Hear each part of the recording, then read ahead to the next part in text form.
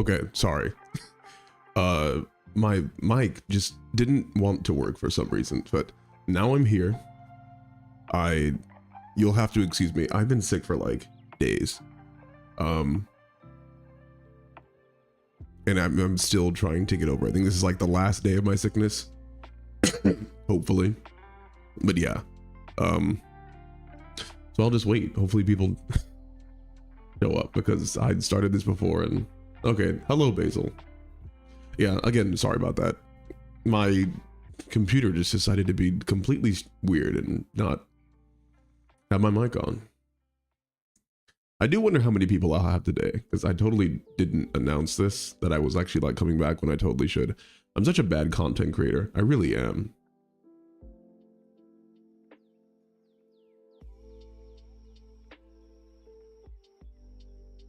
And I'm trying to think of anything that like,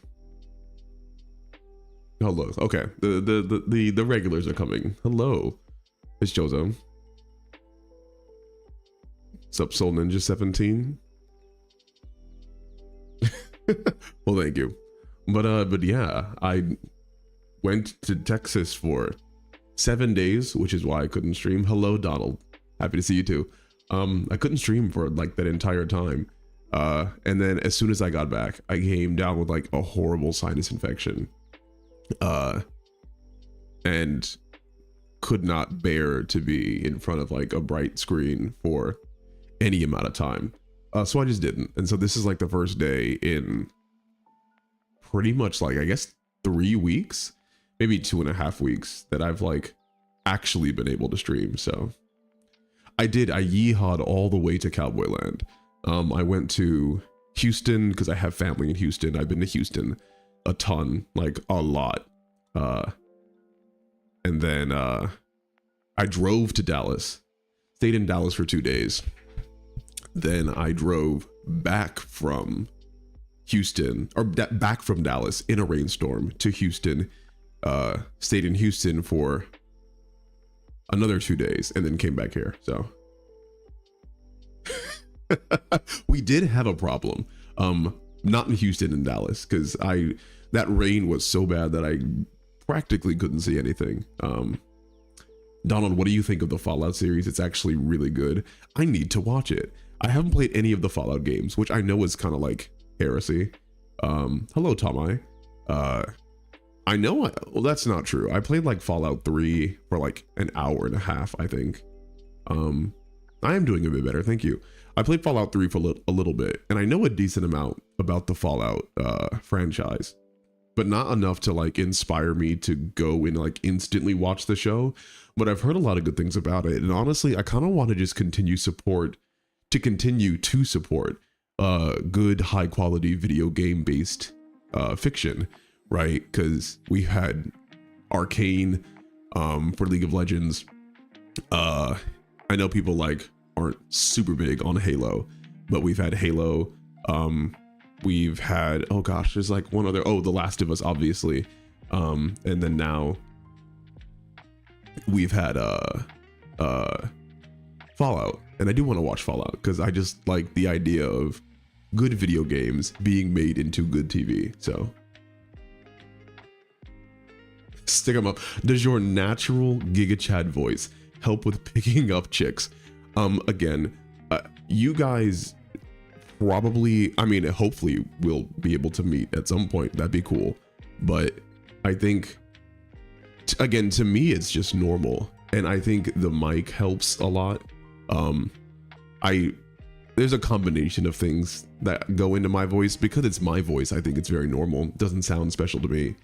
And I also, I think,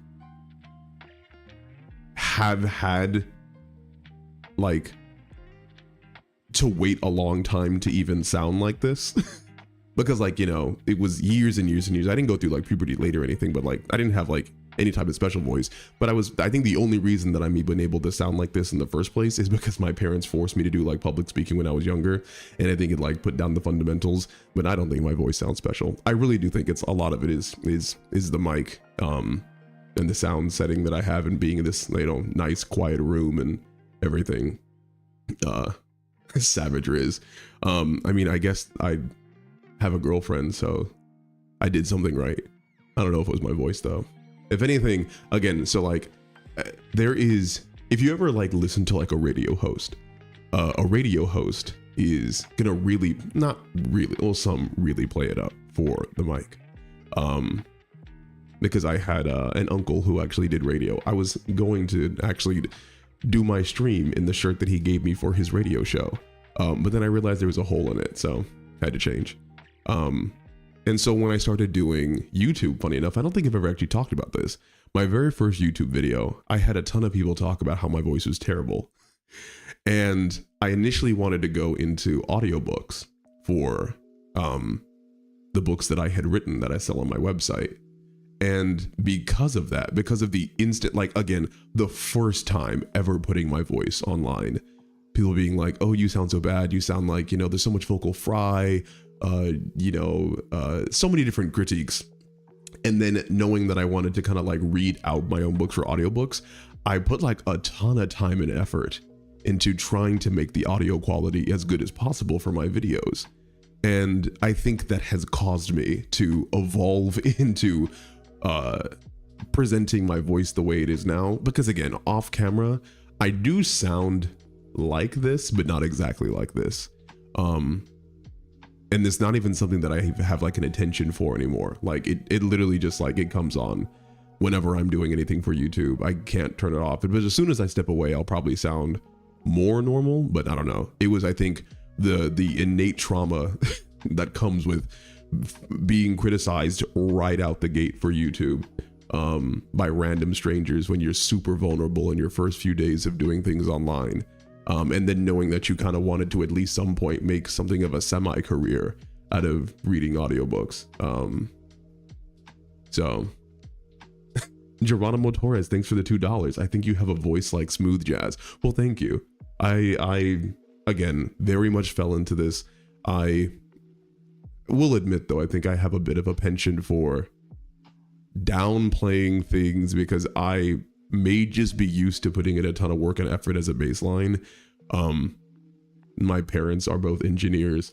They both have this very, I think, ingrained idea of work ethic and instilled that into me. And so things that may be a lot for many other people, a lot of time and dedication and perseverance, is just very much kind of like baseline effort to me, which shows. And I think the things that I've done, you know, like writing books takes months, if not years. The book that I'm writing now, I started in, gosh, 2021, I think. And I'm going to be finished certainly in 2024. So 3 years of writing this book, making a YouTube channel, that takes, you know, years of dedication and work, finishing my master's. So doing this stuff with my voice, I think, for me, it doesn't mean anything. It's not a lot, but I do, again, reflecting on it with my trying to be as objective as possible. I understand that this may not necessarily be something easy to do. And I enjoy that other people like it, so I must be doing something right. Man is confident, speak with your spine. Yeah, I'll get to reading some of these actually. Basil is online. Your voice sounds so cool though. My voice really sucks right now because of puberty. Also, I'm gonna guilt my sister into buying your books for me for my birthday. Hey, everybody's voice sounds horrible at some point. Even Morgan Freeman, I'm certain, had terrible voice. Like, and again, I didn't think I sounded like anything special. So like, you never know what you're gonna sound like. Stick them up. Don't they up the compression or something? For if you're talking about radio, yeah. So I actually use a compressor. So that's one of the things that I discovered early on in YouTube, was that there is only so good you could sound with just a mic. A lot of it comes from just like the audio engineering that you do, right? So I use a compressor, which, if people don't know what a compressor is, Morgan Freeman probably sounded like a freak. Yeah, I use a compressor, which basically makes sure, as far as I know, it keeps the highs from being too high and the lows from being too low, because I had a ton of echo when I first started YouTube. Again, people, I don't think I've ever talked about this. When I was first doing my YouTube channel, and this is why I still definitely feel like just a guy. When I first started out on YouTube, I didn't have a mic stand, so I had a shotgun mic with no mic stand. And for those who don't know what a shotgun mic is, actually here, I'll look it up for you guys. Here. Shotgun mic. I can actually show you the exact, I think it was the exact shotgun. Yeah, so it was not this one, it was a much longer one. Yeah, so it was this shotgun mic. I had this when I first started, and I didn't have a stand for it. So, and I lived with 3 other guys. So this is in 2018, when I started my YouTube channel. And because of me living with 3 other guys in a regular old like rinky-dink apartment, I didn't have a lot of space to record, so I recorded inside of a bathroom. And if you could imagine, recording inside of a bathroom, there's a lot of echo. And how I recorded, I kid you not, I literally got a stack of books, and just placed the microphone on top of it and spoke into, like it was on my sink, and just spoke into the mic as it sat on the books. And then I had my computer there because I had to feed in the audio cord into my computer. And so I was recording like for close to like 7 or 8 months. All those first videos, if you guys were around to watch those, were recorded in my bathroom with a ton of echo. And I was like, how do I sound like the established guys? How do I sound like the guys who really belong on YouTube? You know, again, I was comparing myself to Hello Future Me and Closer Look, and you know, like Nerd Writer and stuff like that. And so I looked up videos on how to like make my voice sound better. And even though I was recording like I was in poverty, again, sitting on like a fold out lawn chair with a mic seated on books in a bathroom, I learned how to audio edit through Audacity, and make myself sound better. And I learned how to speak into a mic. And, you know, eventually I got a better setup. As we can clearly see, I don't speak into a mic in a bathroom anymore, but I still have that mic in my room. But yeah, that's how I started out. It was very meager beginnings to where I am now. So fun little story time. Shotgun mic blasts your voice with the power of 1,000 suns. Yeah. Brian Lowe, did the Sukuna video do well? Did you like how it came out? You have future videos, ideas related to the topic. How was the reception? Did anyone make a good point or give you an idea? Thank you for all those questions, Brian. No, the Sukuna video did not do well. I don't think, at least. Here, let me see. Which is fine. I'm not like monetarily destitute or anything. At least not yet. I haven't actually checked, so maybe it has. But I don't think it did well. No, it did not.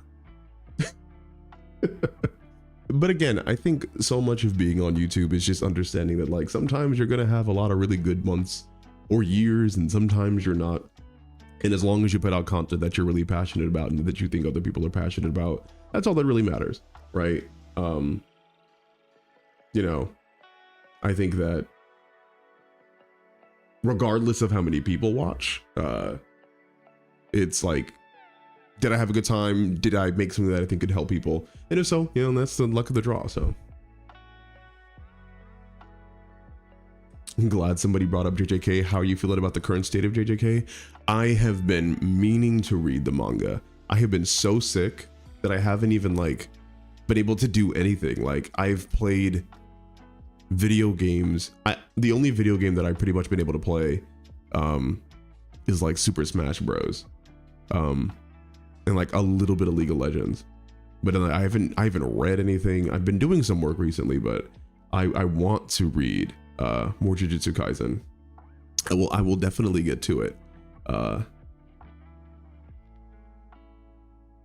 You got to use that Cheerio yellow as the background of your thumbnail. Yeah. Get the eyes popping towards it.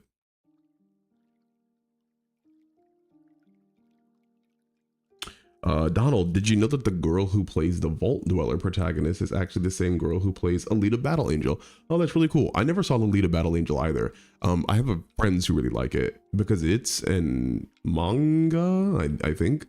And a very famous one, if not an anime. Yes, we are actually here this time, by the way. So yeah, that's really cool. I still need to go back and like watch it. Donald, how are you on the Metro series? So the funny thing, I don't know if I told you this. So I played a few hours into it, and then got to a point where I had to do a quick time event to discover like a signal, and the game completely glitched on me, and I could not move. I could not input commands. And this is right before Texas. And I just like, well, I guess this is a sign for me to stop playing and, and focus on my job. So I'm still on the trains. But yeah, the game just literally said, no, you can't do this right now. Max, you ever have trouble when you reach your climax unscrambling your subplots? No, I don't. I mean, not for me at least. And granted, I will say, and this is going to sound maybe like a privileged statement, I've only written to completion like, well, 5 books, and then I'm on my 6th. And then I already know the ending for my 7th because it's the ending that I already wrote for one of my books already. So it's not like there's tons and tons and tons of works that I've had to unscramble. But I think the thing with subplots is that the only reason I would include a subplot is because it naturally fits into the climax, like generally. Yeah, I know. Again, me only writing 5 books to completion sounds like a very out of touch statement. But yeah, I generally, when I'm thinking of subplots, it's all in service to the narrative, and generally the narrative is centered around my main character, or at least the cohort of main characters. And because of that, subplots are either fully resolved before the climax, or I already know explicitly how they're going to be resolved in the climax, right? And so if we want to talk about like untangling a subplot, to me that almost denotes that there hasn't been organization in how it relates to the things happening by the point at which it needs to be resolved in the narrative anyway. And so what I would say is that in order to avoid that kind of thing, because, you know, you're right, if you get to that spot and you're like, oh, I have all these hanging characters that I don't know like how their journey, their individual kind of like movement through the narrative is going to be resolved, well then that's I think that's a thing I think that should be looked at as far as like outlining goes, right? Because if you have characters who haven't finished their journeys and you're like deep into your story and you don't see how it's going to come like about, or if you have subplots that like aren't going to be resolved naturally by your conclusion, then that may be a sign to you that those subplots either don't need to be in the story or shouldn't be in your story because they don't align with what you're wanting to do. Or maybe you need to expand what the story is about, right? Expand what the climax is about. You haven't explored what the meaning of your story actually is, as far as how big it could be, right? I think everybody knows what they want their story to be about generally, but knowing how your subplots fit in, because again, everything that you do in a story should have a purpose. There should nothing in a story should just be random. It shouldn't be like vibes. I think you can have stuff in there that you are personally invested in, but you need to figure out a way to have that actually like match what you're doing, and can contribute to the overall feel of your story and the experience of your reader, because ultimately that's what they're going to take away.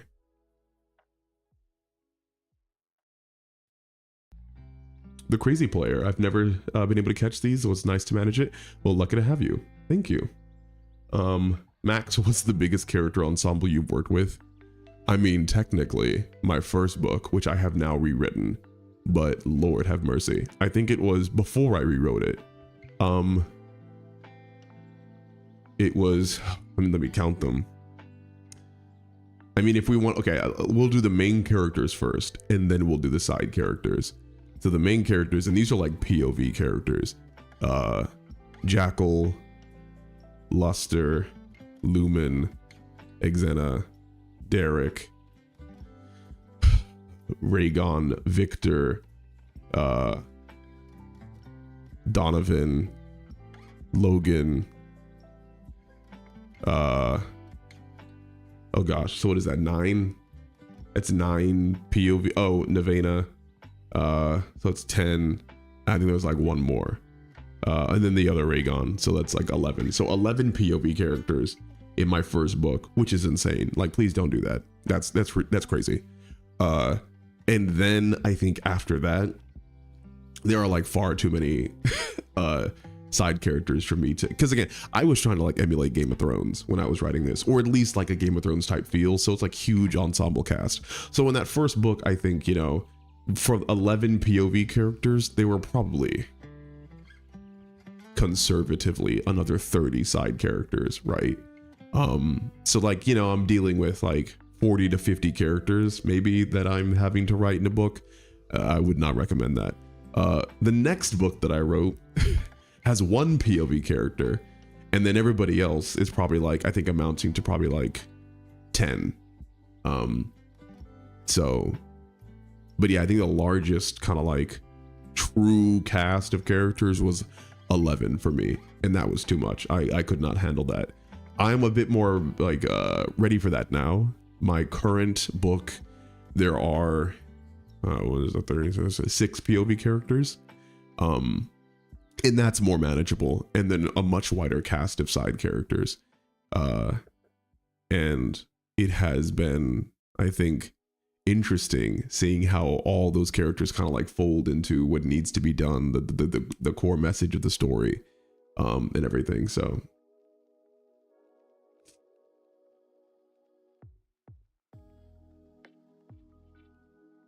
Brand Sell Books, you've published a book before, right? Self-published? Yes, I'm a self-published author on my website.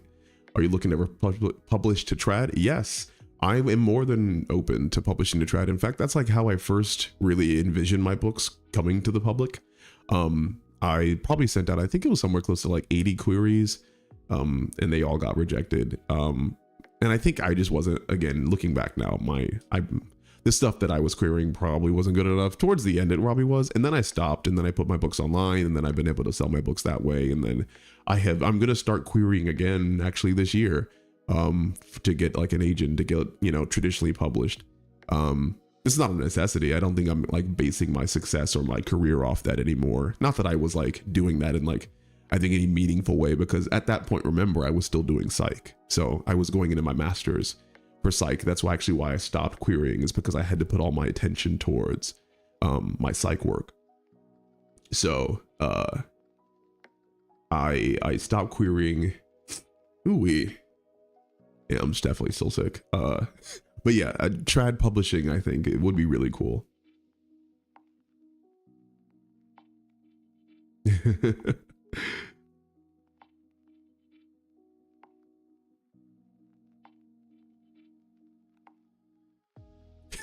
Geronimo Torres, can we have a beach episode in our books?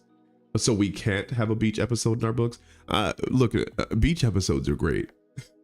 I am not saying that you can't have filler in your book. I think this kind of like goes towards the rule of cool. You can have anything in your book that you want, anything in your story that you want to. It just has to be more cool than it's unnecessary. That's it. That's the rule of cool. And because that's subjective for a lot of people, you're never going to meet that bar. And you know, it all depends on the stuff that you feel you're, you know, really tied to. The entire idea behind writing is to kill your darlings. The stuff that you're very invested in as a writer, probably the vast majority of people aren't going to be that invested in it. So like, you know, it's probably good to put those in the grave a little bit. But if you are really tied to something, it's your work, keep it in there, you know, no one can tell you otherwise. But yes, I do love a good beach episode. One of my favorite episodes of Bleach is Bleach at the beach. Juan de Dios, would you sell your clients' books on your website? I mean, I feel like that is a hypothetically, yes. But you probably wouldn't want to. I would, because like, you know, that would, I think, call upon me to also do advertising, which I don't think I would necessarily want to have to do, right? Because I could just put them up there, but I don't think that would be any better than, I mean, it could be, but I would say that I would need to do a lot of infrastructural work for that to even happen, because I would want to do justice to any of the authors that I put on my own website. Because I think if I didn't, it would almost like preclude them from, like, why would they do that in the first place then? Just like try to get trad published. I think anybody can really get trad published. This is going to sound really mean and stupid. But any idiot can get trad published. And it sounds very condescending and it sounds very cynical, but like I'm being honest. It's way more of a numbers game. It's still, there's still talent that goes in there, and of course there's some nepotism and friendliness. But you know, I think that for the most part, if you put effort in and you keep trying, you can get an agent and you can get published. Now, whether or not you're going to be a bestseller, that's a different discussion. But published, traditionally published, I think that's, I wish I could show you guys. Oh my gosh, it was the synopsis of a book.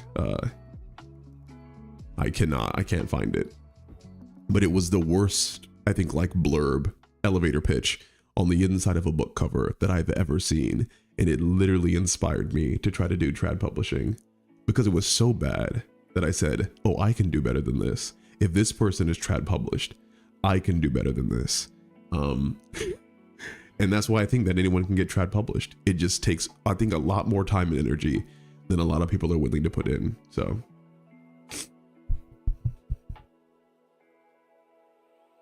Ooh, Crusadus game streams. What's your favorite lore or history from a book series? So if you guys haven't, I think, heard before, which would be incredible if you haven't heard, I know way too much about Game of Thrones. Like, I know a ton about like Avatar: The Last Airbender. Ooh, I'm so sick. I know a ton about Avatar: The Last Airbender. I'm actually here. Let me get water, because I think that'll help me not sound like I'm dying on camera. Give me 1 second.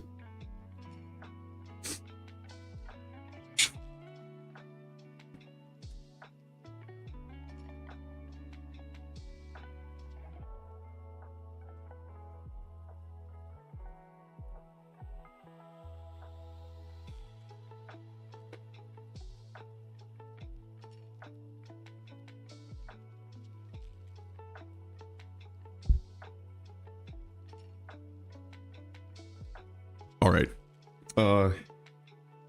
So I think most of my, I have a general knowledge of like a pretty good amount of like TV, and just like kind of like pop culture stuff. I really like Underworld, like the vampire series, but Game of Thrones is by far like my favorite. I know more about Game of Thrones than like real world history.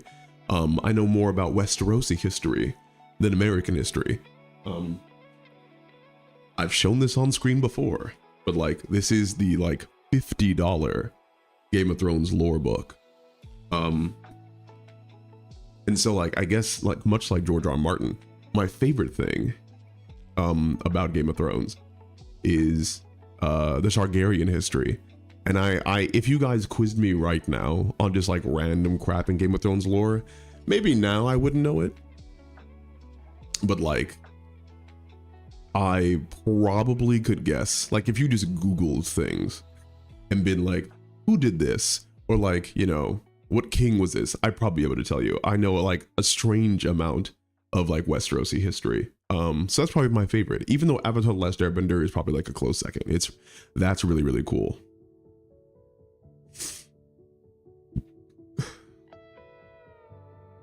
Second, I think I said that right. Do you have any advice for editing a video in a compelling way? Also glad to see you alive for real this time. Yeah. The ways that I edit videos, well, first and foremost, I think you need to find your own style for editing that entertains you, because if you're entertained by your own video, and this goes for any art, but if you're entertained by your own video, then other people are going to feel your passion for that video and they're going to want to watch it, right? Because I think passion is infectious, and anytime that you can see someone put like love and energy into art, and I think video making is art, then you want to engage with that because you want to almost like see why this person feels this way, because it feels really good to indulge in someone else's love for something else that they're sharing with you, but like, you know, being willingly given. But as for me, you know, like there's a few fundamentals when it comes to video editing. A lot of it is like, you know, one, make sure you have good audio. You don't want a lot of like background noise. You don't want bleeding or peaking or anything like that. You want to make sure that things on screen are relevant to what you're talking about, you know. So if you can find clips of whatever it is that you're mentioning. I am a huge lover of facts over feelings in most cases. So if you can speak by having, you know, actual evidence, that's really cool to make videos and you show your evidence on screen. A lot of people, you know, like, again, if we're talking about like jump cuts or whatnot, I'm a huge lover of music. The one thing that I think is not the worst part, but something that I miss so much about designing my own videos, because I used to video edit all my own stuff, like literally from the ground up. Everything I did myself, audio editing, video editing. I do my own thumbnails still. But one thing that I really, really liked doing was like orchestrating the music for everything, choosing the sound behind specific tracks. When stuff cut out, the sound effects, you know, like almost like Foley, and being able, and I learned that from Video Game Donkey, actually. I watched a lot of his videos and he uses music beautifully. I think it's a very under talked about aspect of his video creation.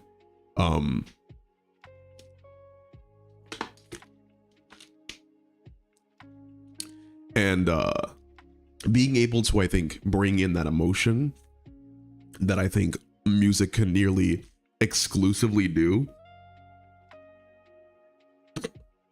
Ooh-wee. It's fine, Basil. Hope you have a good day. I honestly might have to go soon. I am dying. I don't think I've talked this much while being sick. But ooh, I gotta blow my nose. Hold on.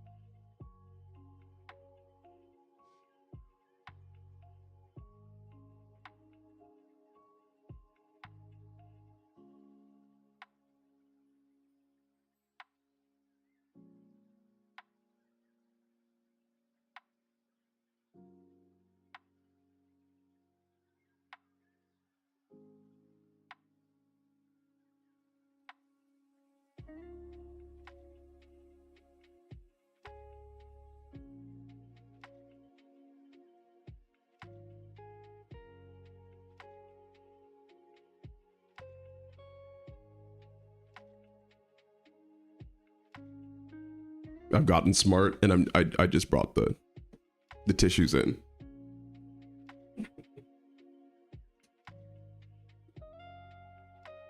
But yeah, I'm probably good. Yeah, savage boogers. Yes. Without getting too carried away, I think that music is a huge thing. I think finding good quality clips to use if you're going to use clips. I think knowing You know, like how long to keep a clip on screen, the speed at which you edit clips, the speed at which you talk, all that stuff I think goes into editing videos and making good videos. Flying Fox, having listened to a webinar on getting an agent, apparently it's mostly down to writing a good query letter. Yes. And now, funny enough, I don't know if it matters to anyone here. Because I have now hired on a literary assistant, I'm actually able to, if you guys want copy editing, line editing, or assistance with query letters, I actually do that too now. So if you want to go to my website, savagebooks.net, and you want help with a query letter, copy editing, or line editing, I can help you with that. So, and I can provide prices and, you know, send me an email and stuff. Soul Ninja, since you got a clock in the background, will we be talking about time and the existential dread of the ticking clock? I mean, if you want to, watch Loki season 2. I think that'll help you feel some dread. It's a lot. Given how real world history is taught, it doesn't surprise me people have an easier time remembering fictional history. It's usually told in more of a compelling fashion. Yeah, it's told narratively. Real world history, and this is the thing with any type of like fiction, fiction has to make sense. Real life doesn't, especially like stories in real life. And because you can't dispute stories in real life because they actually happened, but we just may not have all the info. Whereas like good stories and good lore and good narratives are meant to evoke emotions from us, and they're about characters that usually we get to personally become invested in. Whereas like history, I can't become invested in George Washington, like, you know, like in any real way. I can't ever be in his shoes. Whereas like in a fictional world, you know, I can literally like read about Aegon Targaryen, you know, like going to Argilac Durandon and being like, yeah, you're a douche for what you did to my brother Orys, you know, him conquering the Stormlands and then giving over Argilac's daughter to his brother Orys, and then Orys taking on the sigil of House Durandon as his own while keeping the name Baratheon, and then no longer being considered a bastard, and then using the Stormland armies to be able to go and conquer, you know, like the Reach and stuff. You know, there's, I think, a ton of like emotion that goes into fictionalized history, where real history, for the most part, can be cool conceptually, but it's not like an emotional thing. So Crusadus Game Streams, what book was the most influential to your growth as a person or changed your view on life? I mean, technically it'd be the Bible because I'm a Christian, but if we're talking pure fiction, oh gosh, that's hard. I don't know. I really don't know, because there's a lot of books that I like really like fiction, but like I'm trying to think which one. I mean, like, if I want to be boring, you know, it's probably like the editing books that I had to read in order to become an editor, because by definition that's my job now.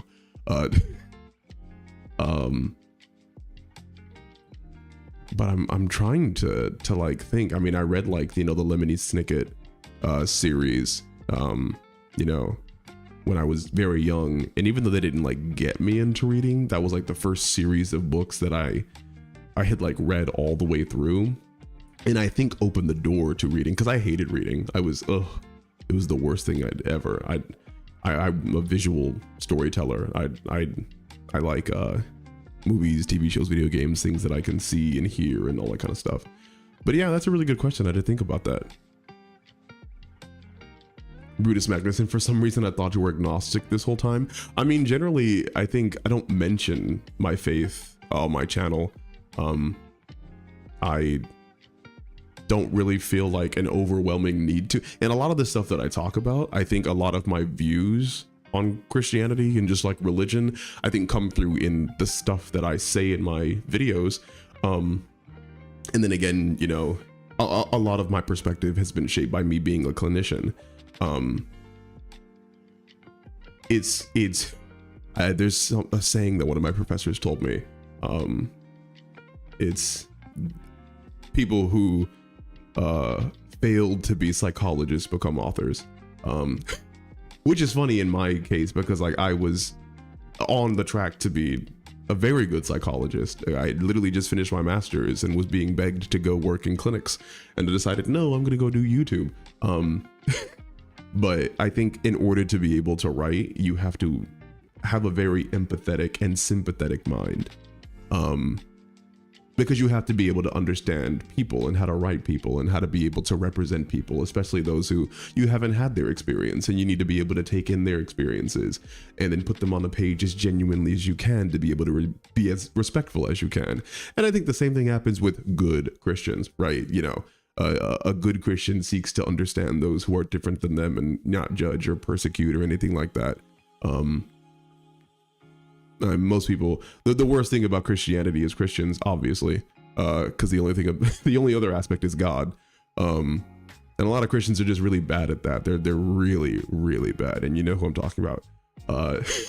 But I don't necessarily mention my politics for the most part. Again, you can probably infer a lot of my politics from the videos that I make, and I don't talk about my religion that much, only because I think that there is a genuine benefit from being able to see someone enacting and using, like literally living like a lifestyle and presenting themselves and the lifestyle they present in how they put forward their art and their fiction and their recommendations and their advice, and being able to be influenced that way naturally and being like, oh, I like this stuff and I don't necessarily agree with that, versus I think having it shoved down your throat and being preached to or being told you're wrong and whatnot. Now, granted, I do think there's like definite needs for people who are very overt and tell you about like, this is where my stances are, and there's entire wings of the internet that are based in politics and religion, and those spaces are necessary. But I do think in the same way, there is real value in being able to go to a place that could certainly, I think, have certain political or religious ideologies that come through, I think, in the way that the person who owns the channel, not me, are expressed, but without it being like, again, the point of that channel or being constantly brought up. I've been able again to I think have a lot of really good discussions in the comments with people and change people's minds because of the videos that I post. I, again, a long time ago had someone argue with me about how the Confederacy wasn't bad because of a Scooby-Doo video I did. And I think they got into discussions with people and changed their minds. And so, but yeah, I don't necessarily, again, bring in a lot of like my background ideology, because I don't think it's important to really writing well either. But I do try to have it shine through at least a bit, so.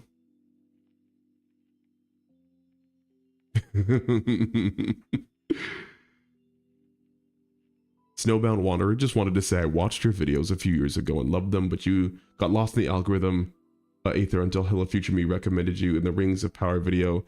Enjoying catching up. I had no idea he did that. I'll have to watch that Rings of Power video. I literally have never heard of that before. In fact, here, the king has returned. Hello. We're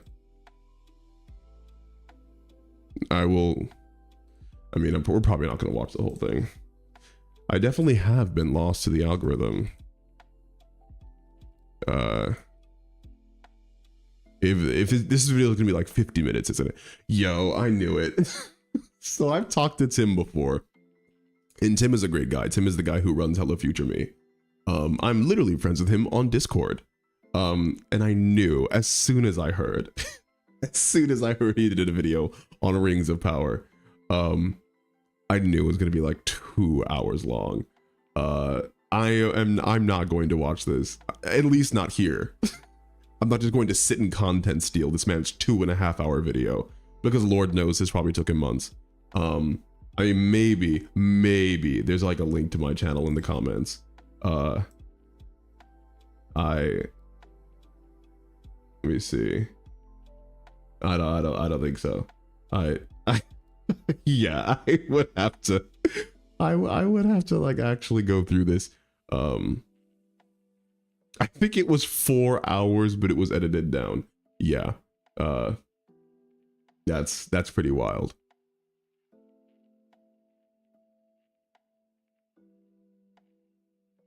Shouted you out on that 4 hour epic. I'm gonna have to message him now and be like, I totally did not watch this, you know, Singing in the Rain level. Is that the one? I'm pretty sure that Singing in the Rain length. No, it's Gone with the Wind. This Gone with the Wind length video that you did. But if you shouted me out, thank you for that, because that's, you know, that's really cool. I love when, you know, creators do that for each other. I try to do that at least with the creators that I like in some of my videos.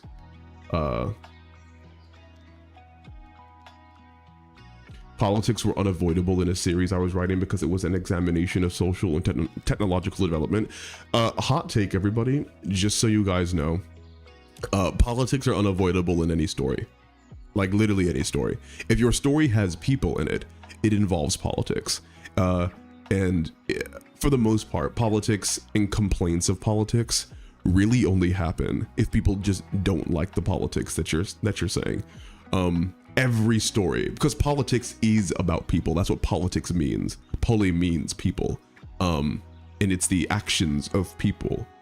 And no matter, like, I think how far you want to get away from politics, politics is a recommendation of the things that people should or should not do, and the things that people should or should not allowed to do, right? Like illegal actions and moral actions and that kind of stuff. So it's very strange to me whenever I hear people talk about like, oh, we got to keep politics out of storytelling, because obviously I think those people just haven't been storytellers themselves or haven't consumed storytelling critically.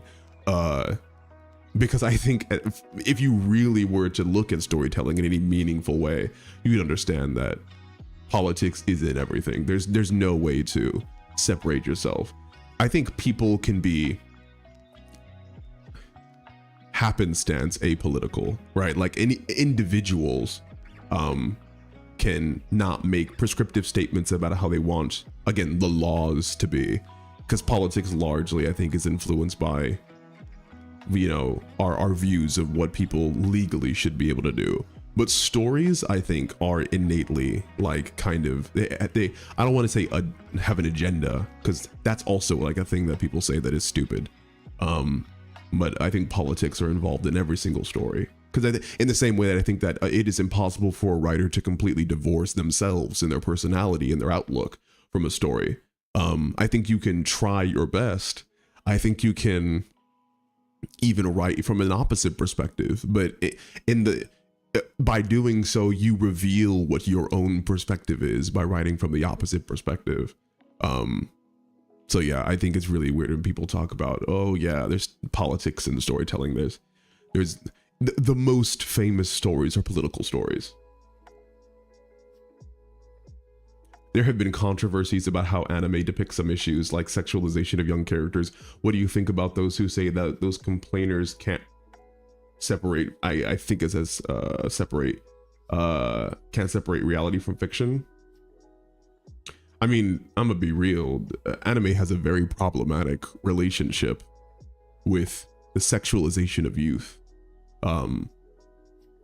Yeah, the complainers can't tell reality from fiction.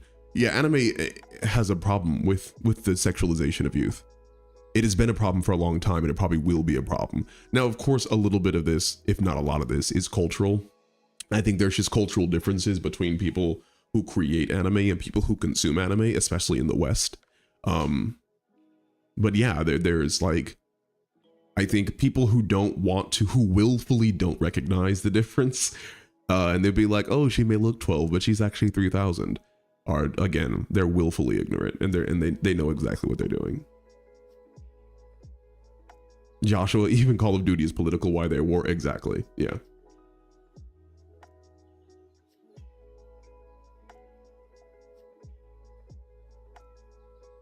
And I'm going over reading comments and whatnot, so excuse me if I'm slow.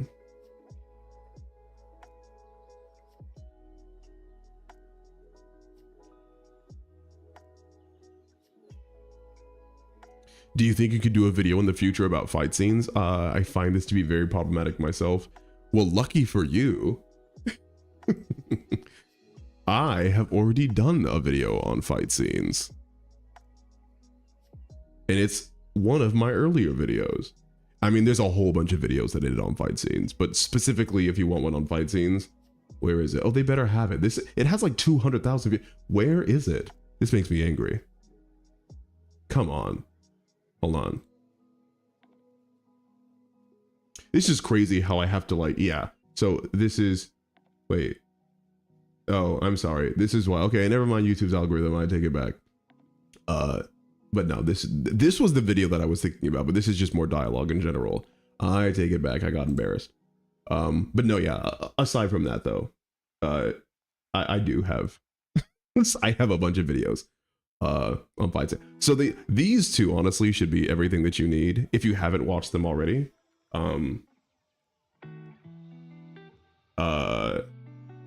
Because like, you know, it's almost like an hour of content. It goes, I talk to a large extent about what goes into a good fight scene and what doesn't. So also, fun fact, I get no money from these videos anymore.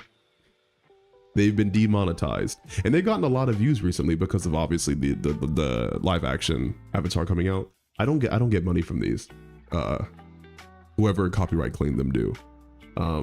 I would have probably got a few $1,000s from all the videos or all the views, but nope. But yeah, I would say go watch those.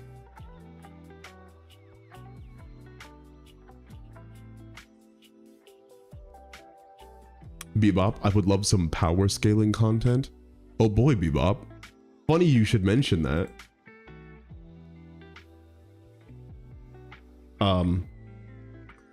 Because I have an entire video, deja vu, of power scaling, specifically about Avatar actually. So you should go watch these videos. This is, to me, unironically, one of my favorite videos I've ever done, like in my life, is this video. I love it so much. It was so much fun doing it. So yeah, go watch it, because it's a phenomenal, if I say so myself, video on power scaling. I need more.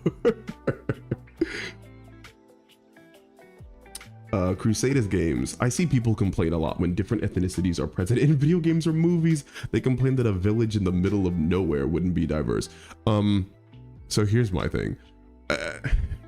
People who complain, and this is a general thing, there are some times when sure we can say that things don't necessarily make sense, but that would be an argument for internal consistency rather than like actual kind of like racial purity.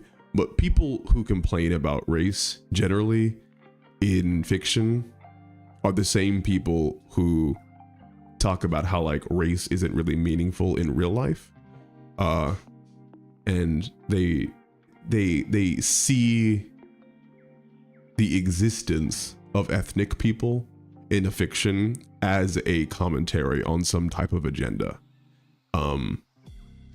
They are probably also the same people, I would think, and I don't even have to think because I know because I've seen it, who say instead of changing characters to be black or ethnic or whatever it is, instead of changing majority white characters to be black or ethnic, how about you just make your own characters?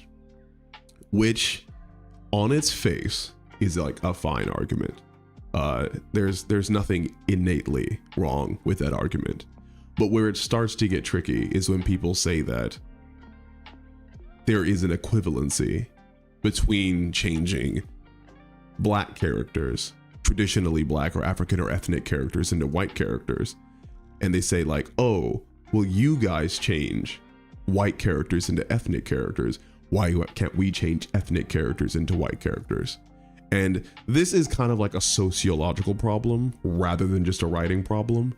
And luckily I could talk about both because it is a bit more nuanced than just racism. It's not just that.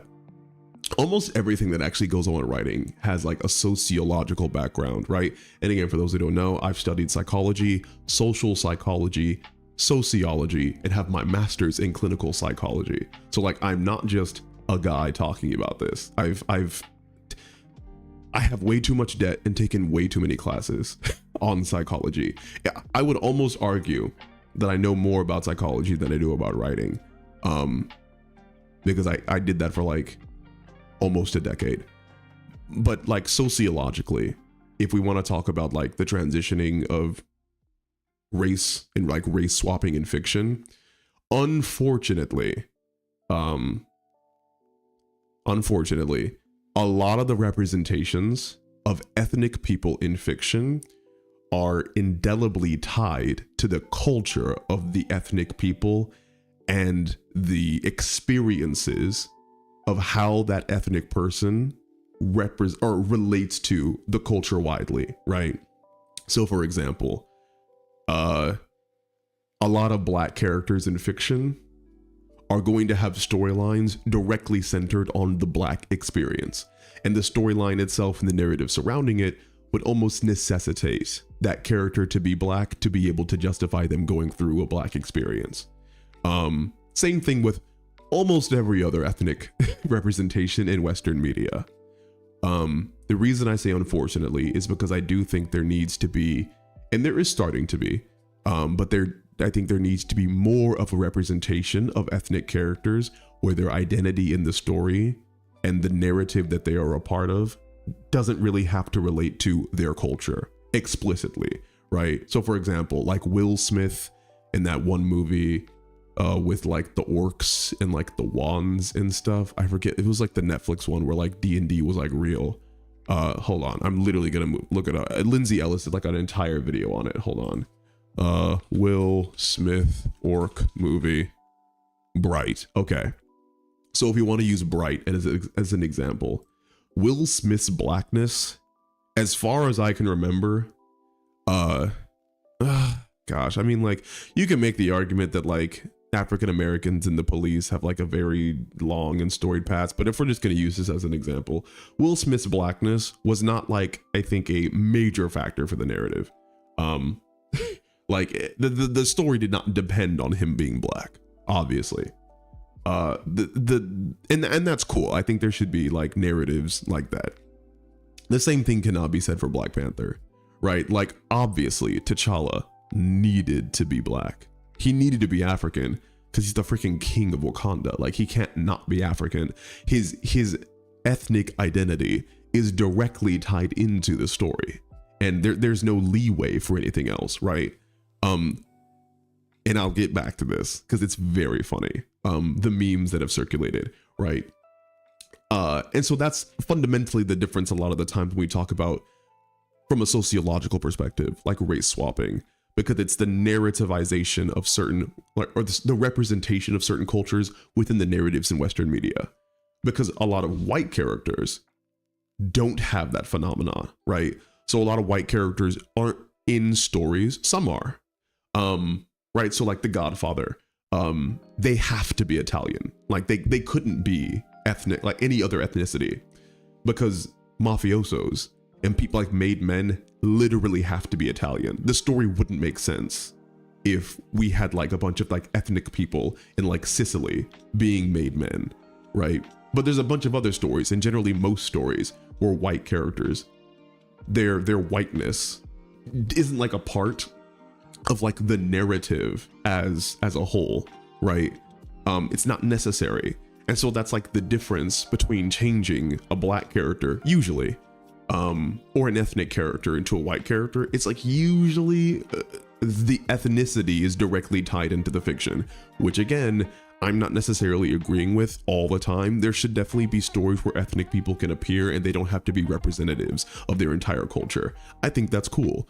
But that's why there's like a sound sociological argument when it comes to writing fiction for not race swapping ethnic people with white people. Whereas with white people, if they're swapped to ethnic people, a lot of the times it's to be able to put ethnic actors and ethnic perspectives in a spotlight for an already established role that people can't ignore. And usually you're not taking anything away from the culture of that like white person, or the story, because their whiteness is not centered in the story. Because generally in Western fiction, whiteness is kind of like the default. If you write a story and don't describe the character and with any kind of like hints towards culture, a lot of people are going to think they're white.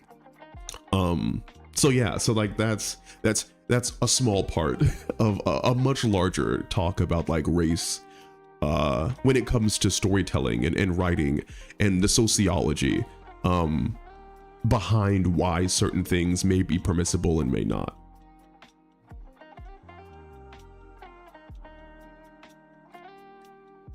This is the reason I appreciated Tenet. I got to see a black guy be the cool action protagonist without his race being a punchline. Exactly, right? I think it's a good example. Yeah, I should have just read the chat. Bright. Let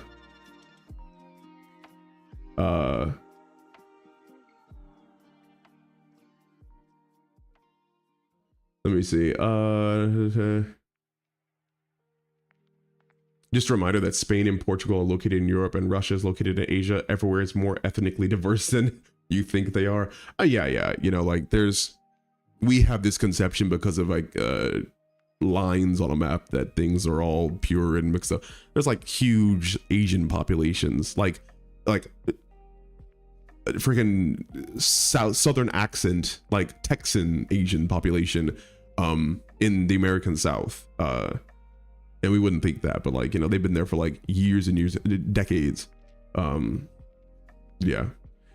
Someone asked about like gender swapping. Again, I think gender swapping is like fine for the most part, unless the narrative inside is explicitly about femininity or masculinity.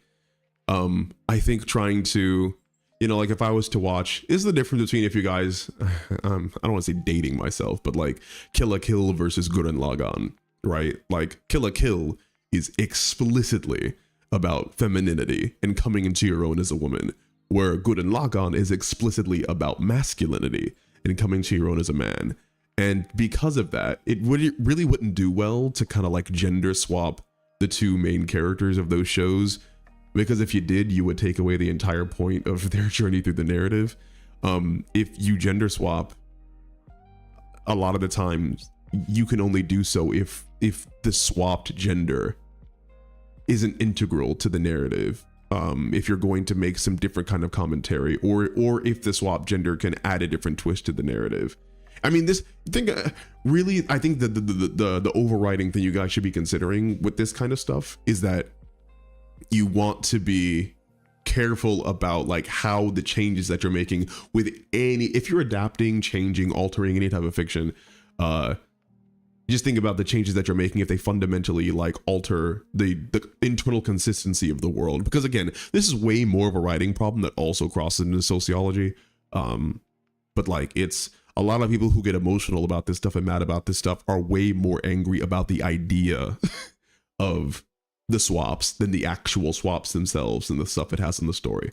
You know, like people got like all up in arms about like Ariel being black, but like, who cares? You know, like it's like, I don't know, man. It was just like, it's a movie for like 5-year-olds. Like it's, it's like people, I think, in the act of like the old Little Mermaid ceased to exist. It's like, you know, it's really, it's at least to me, not that big a deal. I literally made a character black once because dark skin had better contrast with the white lab coat. I like the name Rakim. I kind of like that. I'm not even gonna lie. I kind of like that. Geronimo Torres, I feel like a lot of race swapping can feel corporately influenced. Look up Overwatch diversity chart as an example. I mean, and again, so this may be like my apathy showing, but I just don't care. Like, what does it matter? At least to me. And I know for those of you who do care, you know, like more power to you, I guess. But like, I am not so invested in like again, unless the story like particularly wants me to find investment in the racial and cultural experience of the main character. But like, I don't care like if video game characters get like race swapped, like, because the argument there I think would be like, oh, I'm okay with it if it's not for money, but I'm not okay with it if it is for money. It's like it's the same thing with Little Mermaid, right? People said like, oh, this is forced diversity, right?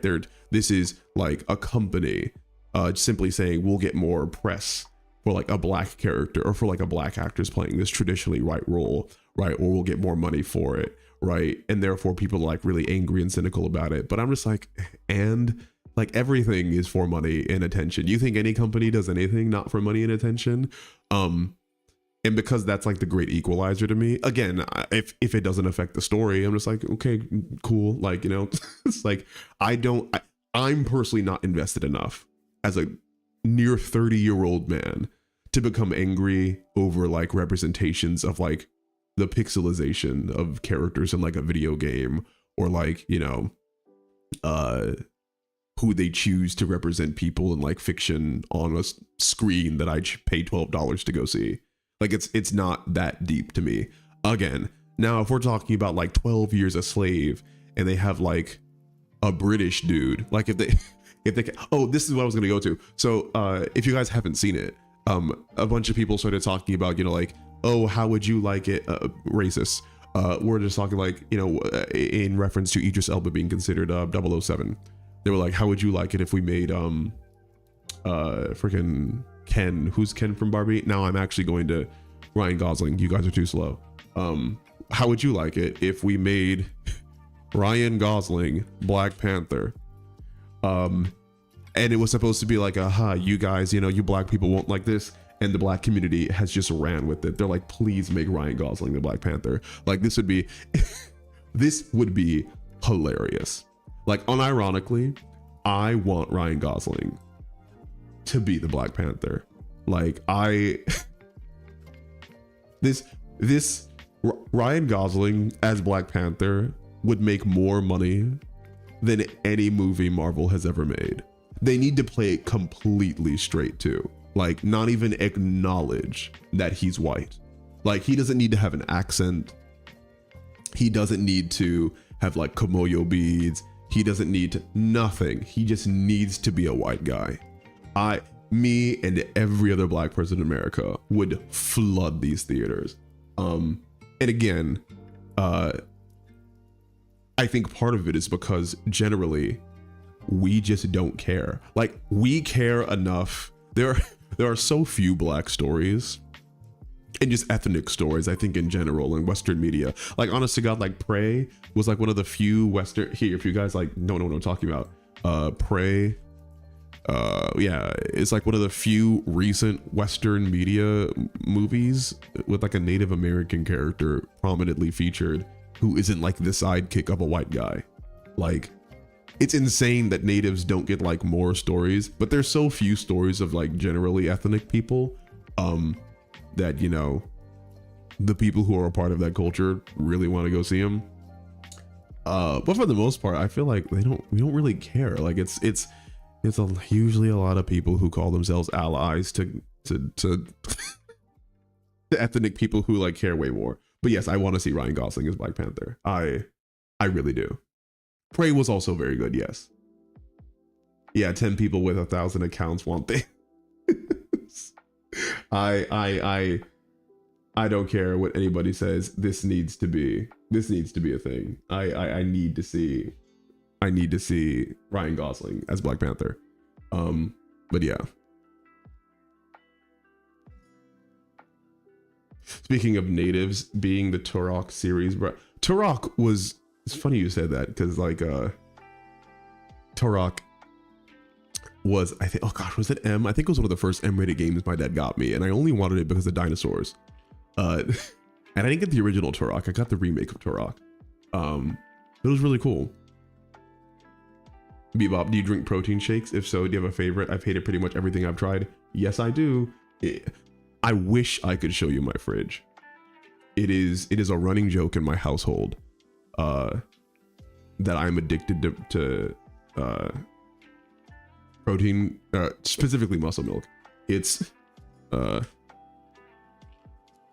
now I will admit this is probably a little bit more expensive, but I drink these. Yeah, I drink these.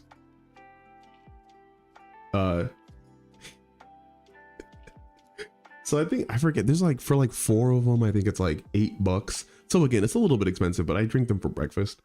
And I weigh like 240 pounds. I'm like 6'3", 240 pounds because I've been bulking. I'm gonna like cut now. I just started my cut actually.